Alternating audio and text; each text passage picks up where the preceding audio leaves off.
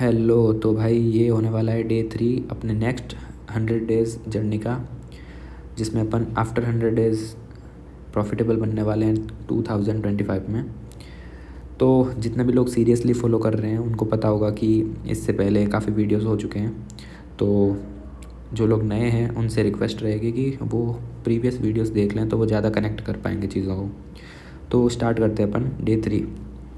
Basically कल अपन ने supply zone demand zone के बारे में थोड़ा देखा था। आज अपन एग्जैक्ट उसकी मार्किंग कैसे करनी है अपन को वो चीज़ देखने वाले हैं। How to set entry, stop loss and target. तो बेसिकली स्टार्ट करते हैं अपन एंट्री और stop loss on demand zone. मतलब डिमांड जोन अगर अपन ने देख लिया, अगर अपन ने डिमांड जोन ढूंढ लिया प्रॉपर, तो अपन डिमांड जोन की मार्किंग कैसे करेंगे proper, entry, stop loss and target. तो पहले तो अपन ये थ्योरेटिकली देख लेते हैं, फिर अपन चार्ट पे डायरेक्ट प्रैक्टिस करेंगे। थ्योरेटिकली तो ये है कि एंट्री अपनी हमेशा कहाँ होनी चाहिए डिमांड जोन में।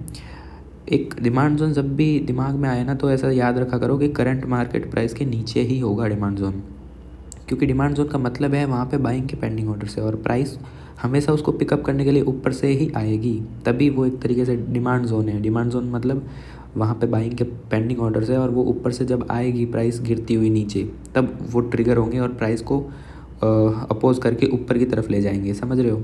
जब ऑर्डर पिकअप होंगे, बाइंग के पिकअप होंगे, तो प्राइस अपसाइड मूव करेगी। ये कॉमन सेंस है, ठीक है। तो बेसिकली ऐसा इमेजनरी, मतलब ऐसा इमेजिन करना है जब ये चीज़ पढ़ो एंट्री, तो दिमाग में थोड़ा सा इमेज बनना चाहिए एक डिमांड जोन का, जो कि नीचे की तरफ है करंट मार्केट प्राइस की। तो अपन ने कल जब मार्किंग देखी थी डे 2 में, उसमें दो चीज़ें अपन ने देखी थी, प्रॉक्सिमल लाइन और डिस्टल लाइन। तो उसी के बेसिस पे अपन एंट्री और स्टॉप लॉस रखने वाले हैं अपना। तो जो एंट्री है वो हमेशा होगी कहाँ, keep your entry just above the proximal line. जो अपन ने डिमांड जोन में प्रॉक्सिमल लाइन मार्क करी थी, तो उसके जस्ट ऊपर रखनी है। अब जस्ट वर्ड पे ध्यान रखना है, यहाँ पे जस्ट मैंने यूज़ किया है, यहाँ पे जस्ट वर्ड यूज़ किया है।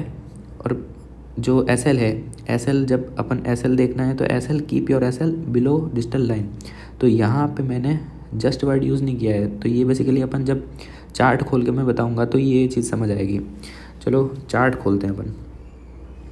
तो बेसिकली अपने सामने है फेडरल बैंक का वीकली टाइम फ्रेम में चार्ट। तो अगर अपन डिमांड जोन की बात करें, बेसिकली अभी मैं रैंडमली बता रहा हूँ आपको, जस्ट स्टडी पर्पज़ से, टेस्टेड है या नहीं है वो अभी दिमाग में नहीं लाना है। बेसिकली ये दो एक्साइटिंग, एक ये ग्रीन कैंडल है, एक ये ग्रीन कैंडल है। तो ये दो एक्साइटिंग ग्रीन कैंडल हो गई लेग आउट के फॉर्म में। ये दोनों बेस कैंडल हो गई, क्योंकि बेस कैंडल पता होगा बहुत लोग जो नए हैं उनको मैं बता दूं कि लेस देन 50% है। और भी बहुत सारी चीज़ें होती है, वो आप प्रीवियस वीडियो देखोगे तो अच्छे से बेस कैंडल के बारे में पता चल जाएगा। देन ये हो गई अपनी लेग इन कैंडल। तो ये एक तरह से रैली बेस और rally R B, rally base rally R B R pattern हो गया, रैली बेस एंड रैली। तो अगर अपन को ये है डिमांड जोन, और कल के अकॉर्डिंग अगर अपन अपन को मार्किंग करना है, तो कल के अकॉर्डिंग जल्दी जल्दी बताओ कि प्रॉक्सिमल लाइन कहाँ आनी चाहिए। प्रॉक्सिमल लाइन आनी चाहिए upper base of all the base candle, upper base of all the base candle. मतलब जितने भी बेस है अपने जोन में, उस बेस में सबसे ऊपर जो बॉडी है उसकी अपर लाइन को मार्क करना है, अपर बॉडी को मार्क करना है बेसिकली। तो यही वाला पार्ट है जो दोनों बेस कैंडल में सबसे ऊपर जो बेस है, इसका यहीं ख़त्म हो रहा है, इसका यहाँ ख़त्म हो रहा है बेस। तो ये वाला पार्ट होगा प्रॉक्सिमल लाइन। डिस्टल में क्या होता है? डिस्टल में होता है डिस्टल मोस्ट, मतलब दूर वाला पॉइंट विक का। ये वाला पार्ट, ये जो विक है, इस विक का टर्मिनल पोर्शन है, ये टर्मिनल है, इस विक का तो पहले ही ख़त्म हो रहा है। तो बेसिकली प्रॉक्सिमल में बॉडी का रोल है और डिस्टल में विक का रोल है। विक जितना दूर है और जो दूर सबसे है वो वाला मार्क करेंगे डिस्टल। ये देसी भाषा में समझ लो डिस्टल लाइन। तो ये अपन ने कल के थ्रू अपन ने मार्क कर लिया। अब आज का क्या रोल है, आज का क्या इनपुट है नया? आज का इनपुट है कि अपन एंट्री और स्टॉप लॉस रखने वाले हैं। एंट्री का थ्योरेटिकली अपन ने देख लिया कि एंट्री रखते हैं just above the proximal line. ये हमेशा याद रखो, ये प्रॉक्सिमल लाइन है। अब कुछ लोगों को कन्फ्यूजन हो रहा होगा कि सर प्रॉक्सिमल लाइन किसको बोलें, डिस्टल लाइन किसको बोलें। तो वो अपन जो वर्ड यूज़ कर रहे हैं प्रॉक्सिमल और डिस्टल, वो अपन करंट मार्केट प्राइस के रेस्पेक्ट में यूज़ कर रहे हैं। करंट मार्केट प्राइस मान लो यहाँ पे है, अगर करंट मार्केट प्राइस यहाँ पे है, तो इसके पास में तो ऊपर वाली लाइन है ना, तो ये प्रॉक्सिमल हो गई, ये दूर है, दूर से डिस्टल, डी से डी, दूर से डिस्टल याद कर लो, ठीक है, सिंपल। उसके बाद में आते हैं अपन एंट्री पे। तो एंट्री बेसिकली अपन ग्रीन से बना देते हैं। डिमांड जोन है ना, तो एंट्री हमेशा जस्ट अबव, मतलब ये प्रॉक्सिमल है तो इसके थोड़ा सा ऊपर यहाँ पे एंट्री रख ली। अब ये किसी भी बुक में नहीं लिखा है कि एकदम फिक्स क्या होनी चाहिए डिस्टेंस प्रॉक्सिमल से, ऐसा कुछ भी नहीं है। जिस टाइम फ्रेम में ट्रेड ले रहे हो उससे अंदाज से थोड़ा सा ऊपर रख लो, जैसे ही इसको ट्रिगर होगी तो अपना ऑर्डर प्लेस हो जाएगा। एंड अगर स्टॉप लॉस की बात करें तो स्टॉप लॉस अपना रेड में बना देते हैं। स्टॉप लॉस में क्या लिखा है, below the digital line, just word use नहीं किया है। बिलो का मतलब होता है, जस्ट बिलो का मतलब तो ये है, अब बिलो का मतलब है कि थोड़ा सा गैप सफिशिएंट, ये दे दिया मान लो स्टॉप लॉस। तो बेसिकली अब ये इसके पीछे क्या थ्योरी है कि अपन गैप क्यों दे रहे हैं ये समझेंगे अभी। पर अभी ये अपनी जो भी अपन ने अभी देखा, जो रूल अपना, उस रूल के अकॉर्डिंग तो यही वाली मार्किंग होनी चाहिए, एंट्री की और स्टॉप लॉस, ठीक है। तो अभी एक बार मैंने ये मार्क करके समझाया है डिमांड जोन। सप्लाई जोन पढ़ेंगे अभी, तो सप्लाई जोन का भी मार्क करके दिखा दूंगा। बेसिकली अगर एक और एग्जांपल लेना है, किसी को और भी कन्फ्यूजन है थोड़ा बहुत, तो एक ये रिवर्सल पैटर्न देख लो कि अगर ये वाला ये दो बेस कैंडल माने और ये लेग आउट माने ग्रीन एक्सप्लोजिव, और ये दो लेग इन माने अगर, तो ये दो बेस कैंडल है, फटाफट इसको मार्क करते हैं। पहले तो जोन मार्क करो, सबसे पहले तो तुम्हारा बेसिक स्टेप है जोन मार्क करो, सीधा कूदना नहीं है एंट्री स्टॉप लॉस से। अब जोन मार्किंग ये प्रॉपर सही नहीं है, ये कल के वीडियो में बताऊंगा कि ये प्रॉपर सही क्यों नहीं है, क्योंकि बेसिकली ये नॉर्मली जितना नॉर्मल अभी तक अपन ने चीज़ें पढ़ी है उसके अकॉर्डिंग तो अपन यही मार्क करेंगे ना, upper most base and lower most wick base candles का। But according to exceptional zone marking अपन कल कुछ चीज़ें ऐड करने वाले हैं, तो कल इससे भी नेक्स्ट लेवल पे पहुंचने वाली है जोन मार्किंग। तो कल का बिल्कुल वीडियो मिस नहीं करना है। तो आज का टॉपिक जो है उसे कंटिन्यू करते हैं। तो इसमें एंट्री कहाँ रखेंगे, इसमें बेसिकली एंट्री रखेंगे जस्ट अबव, तो जस्ट अबव रख दिया। उसके बाद में अपन इसके अकॉर्डिंग, इस जोन के अकॉर्डिंग थोड़ा सा गैप बना के एसएल रखेंगे। एसएल का मतलब स्टॉप लॉस, जिसको अगर प्राइस ट्रिगर करती है तो अपना जो ऑर्डर है वो सेल आउट हो जाएगा। जैसे यहाँ पे बाई का ऑर्डर डाला है तो बाई का स्टॉप लॉस सेल आउट हो जाएगा, ठीक है। अभी तो बस समझो, बाकी आने वाले वीडियोस में अपन सारी चीज़ें पढ़ने वाले हैं डिटेल में कि कैसे ट्रेड लेना है कैसे नहीं लेना है। अभी ट्रेड लेने वाली बात नहीं है, अभी बस चीज़ें सीखने वाली बात है कि प्रॉक्सिमल लाइन क्या होती है, डिजिटल लाइन क्या होती है। प्रॉक्सिमल लाइन के जस्ट ऊपर एंट्री रखनी होती है, डिजिटल लाइन के नीचे स्टॉप लॉस रखना होता है, ठीक है। तो ये एक जोन हो गया। और इन फ्यूचर देख सकते हो कि प्राइस इसको टच नहीं की है अभी तक, देन उससे पहले ही अप मूव दे दिया है उसने। अब वो सब चीज़ें आगे पढ़ेंगे आने वाले टाइम में कि ये पहले ही कैसे चली गई। बेसिकली अभी इतना दिमाग नहीं लगाना है कि कौन सा जोन चल रहा है कौन सा नहीं। बेसिकली अभी अपन को बस जो चीज़ें पढ़ाई जा रही है बस उस पर फोकस करना है कि सबसे पहले स्टेप बाय स्टेप चल रहे हैं ना अपन चीज़ों को। कल अपन ने जोन ढूंढना सीखा कि कैसे जोन को ढूंढना है। जो करंट मार्केट प्राइस होती है उसके लेफ़्ट साइड में डाउन साइड में जाते हैं तो डिमांड जोन मिलते हैं, अप साइड लेफ़्ट साइड में अप साइड जाते हैं तो सप्लाई जोन मिलते हैं। फिर सप्लाई जोन में 3 कंपोनेंट होने चाहिए, leg in, base, leg out. फिर क्या होता है कि तीनों कंपोनेंट को आइडेंटिफाई करो। फिर बेस कैंडल के एरिया में पेंडिंग ऑर्डर्स होते हैं तो उसको अपन मार्क करना होता है। प्रॉपर जोन की मार्किंग उसी को बोलते हैं, तो प्रॉपर उसको मार्क करना है। बेसिकली मार्किंग का पर्पस ये होता है कि अपन जो पेंडिंग ऑर्डर्स है वो कंसंट्रेट कर पाए। मतलब ये जो बेस कैंडल है, मान लो ये बेस कैंडल है, तो इसका विक से विक बहुत इतना बड़ा इलाका है, इस पूरे इलाके में पेंडिंग ऑर्डर्स है। मैं ये नहीं बोल रहा कि पेंडिंग ऑर्डर्स नहीं है इस वाले इलाके में जो अपन ने मार्क नहीं किया है, बेसिकली है पूरे इलाके में पेंडिंग ऑर्डर। बट जो कंसंट्रेशन है ना पेंडिंग ऑर्डर्स की वो इस वाले पार्ट में ही है जो अपन ने जो जोन मार्किंग सीखी है ना, उस जोन मार्किंग का पर्पज़ यही है कि अपन कंसंट्रेट कर रहे हैं पेंडिंग ऑर्डर्स को। तो ये एक तरीका है और इसके बिहाफ पे ही अपन ट्रेडिंग करेंगे, ठीक है। और इसका प्रॉक्सिमल के ऊपर अपन एंट्री रखेंगे, डिजिटल में थोड़ा बिलो रखेंगे अपन एसएल। तो ये एग्जांपल हो गया। आगे चलते हैं। अब क्या है कि अब कुछ लोगों के मन में डाउट आ रहा होगा कि अपन एसएल को थोड़ा सा वाइड रख रहे हैं और एंट्री को एकदम चिपका के रख रहे हैं प्रॉक्सिमल लाइन से, ऐसा क्यों? तो इसके पीछे की थ्योरी समझो। पहले तो मैं आपको ये बता दूं कि मान लो ये प्रॉक्सिमल लाइन है, ये डिस्टल लाइन है। अभी डिमांड जोन के बारे में ही बात कर रहे हैं, ठीक है। तो बेसिकली एंट्री तो अपन ने जस्ट इसके ऊपर रखी और स्टॉप लॉस थोड़ा दूर रखा। एंट्री जस्ट पास में रखने का पर्पज़ ये है कि अपन ने जो ऑर्डर प्लेस किया है, उस ऑर्डर प्लेस जो किया है वो जब अपने जोन में आए जस्ट तभी ट्रिगर होना चाहिए ना। नहीं तो फिर ऐसा होगा कि अगर मान लो कि अपन ने एंट्री बहुत ऊपर रख दी तो हो सकता है कि प्राइस एंट्री को हिट करे और फिर प्राइस ऊपर चली जाए। ये तो हो सकता है, तब तो ठीक है, अपने फेवरेबल है। पर दूसरी पता क्या चीज़ है, अपन ऐसे मान लो कि ये जोन है एक, अब ये एंट्री है अपनी इस जोन से जस्ट नहीं सॉरी, ये एंट्री है अपनी, ये जोन है इतना सा, ठीक है, इतना सा जोन है, ये प्रॉक्सिमल लाइन है, ये डिस्टल लाइन है, अपनी एंट्री इतनी वाइड है। तो बेसिकली कोई दिक्कत नहीं है, एंट्री मिल गई। फिर क्या हुआ कि प्राइस धीरे धीरे नीचे आई, फिर जोन में आई और फिर यहाँ से प्राइस चली। तो बेसिकली ये जो इतना इलाका है, ये इलाका तो ये जब प्राइस डाउन आ रही है तो प्रॉफिट तो हो ही नहीं रहा है अपन को। प्रॉफिट कब होगा अपन को, जब इस लाइन से ऊपर जाएगी प्राइस वापस रिवर्स होके। तो बेसिकली ये इतना पूरा जो मूवमेंट है प्राइस का वो कैप्चर नहीं कर पाए अपन। तो बेसिकली कहने का मतलब यही है कि अपना जो रिस्क रिवॉर्ड रेशियो होता है, रिस्क रिवॉर्ड रेशियो वो उतना अच्छा होगा जितना अपन लेट एंट्री लेंगे डिमांड जोन में। लाइक अपन ने एकदम चिपका के रखी है, तो जैसे ही अपना को एंट्री मिलेगी वैसे ही प्राइस मूवमेंट होगा। तो बेसिकली ये सिग्निफिकेंस है एंट्री का।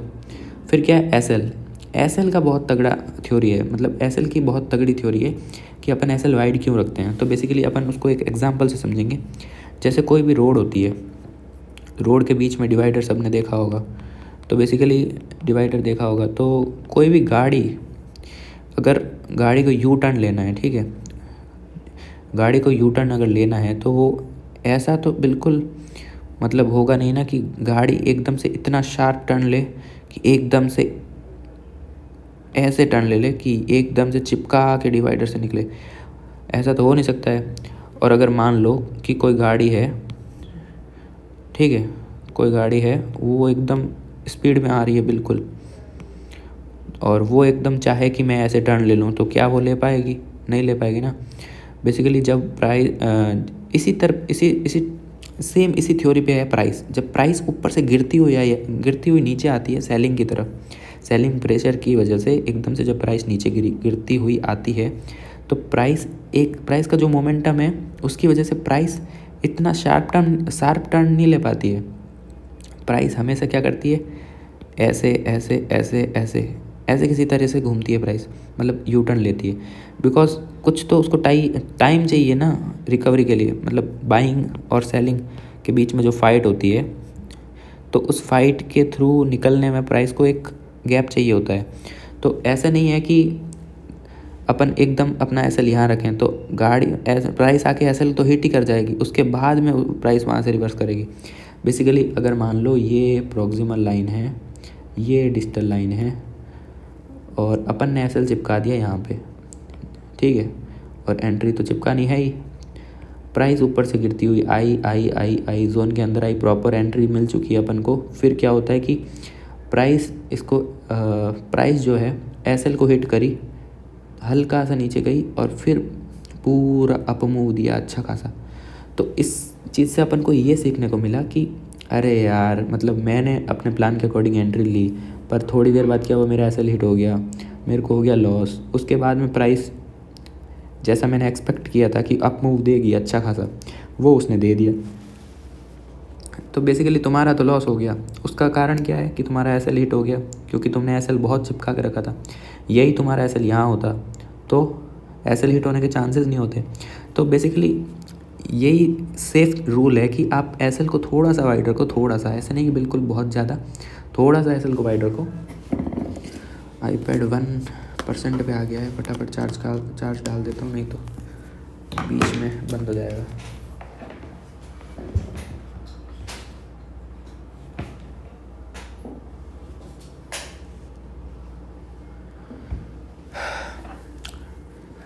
तो बेसिकली अपन कहाँ थे, अपन थ्योरी देख रहे थे कि एसएल को अपन वाइड क्यों रखते हैं। तो बेसिकली समझ आ गया होगा अब मेरे ख्याल से।